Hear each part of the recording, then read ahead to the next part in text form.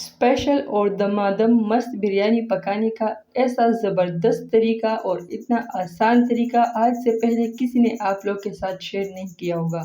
आज हम शेयर करेंगे आप लोग के साथ चिकन बिरयानी की बहुत ही ज़बरदस्त तरीका और वो भी बहुत ही कम इंग्रेडिएंट के साथ। तो कैसे पकाना है तो चलिए आपको बताते हैं और रेसिपी को स्टार्ट करते हैं। सबसे पहले मैंने यहाँ बस प्याज लिया है। प्याज को मैंने बहुत बड़े-बड़े साइज़ में काट लिया है और प्याज थोड़ा ज़्यादा नीचे। अब मैंने इसको आग पर अभी रखा नहीं है, मैंने नीचे ही पतीली में प्याज डाली है, उसी में 2 बड़े चम्मच वाले ऑयल डाला और चिकन भी इधर इसके एक साथ ही डाल दिया है।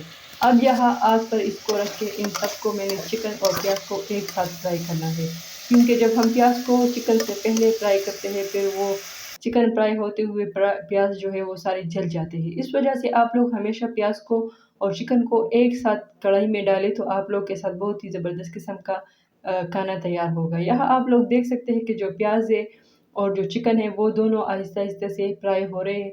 यहाँ मैंने इसमें नमक ऐड किया है, कुछ भी नहीं डाला है, सिर्फ नमक डाला है और इसको अब मज़ीद भी थोड़ा-सा फ्राई करना है, जब ये चिकन मुकम्मल तौर पर ब्राउन कलर का फ्राई हो जाए।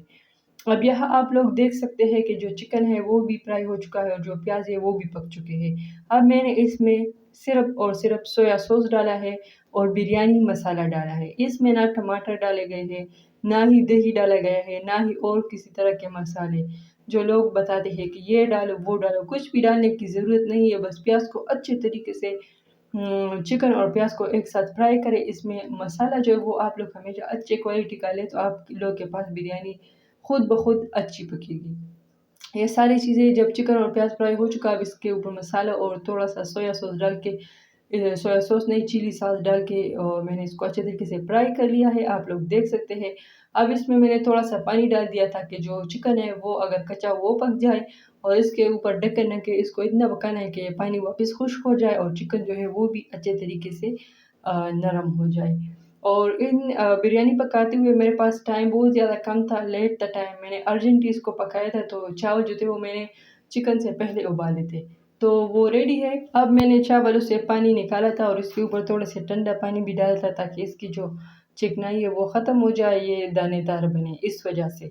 और यहाँ अब मैंने कढ़ाई में एक लेयर जो है वो चावलों का डाल दिया है अच्छे तरीके से। आप लोगों ने जो आधे चावल है वो कढ़ाई में नीचे डाले और नीचे डालने के बाद अब मैंने इसके ऊपर जो सालन है वो डालना है। सालन से मुराद जो चिकन मैंने इसके लिए पकाया था वो ऊपर डाल के तड़के के साथ पूरा जितना मैंने पकाया था। अब इसके ऊपर दोबारा से चावलों का दूसरा लेयर लगा लेंगे। इसी तरीके से अगर आप लोग के पास आप लोगों ने ज़्यादा मिकदार में पकानी हो तो आप लोग 2 या 3 लेयर में भी इस तरीके से कर सकते हैं। अब जो फूड कलर है वो ज़्यादातर लोग पानी में डालते हैं, लेकिन उसका रिज़ल्ट इतना अच्छा नहीं आता। अगर आप लोग खुश हाथों की मदद से इसके ऊपर कलर डालें तो इसका जो मज़ा है वो कुछ और ही होता है। ये फिर बहुत ही परफ़ेक्ट तरीके से चावलों को कलर देता है ना।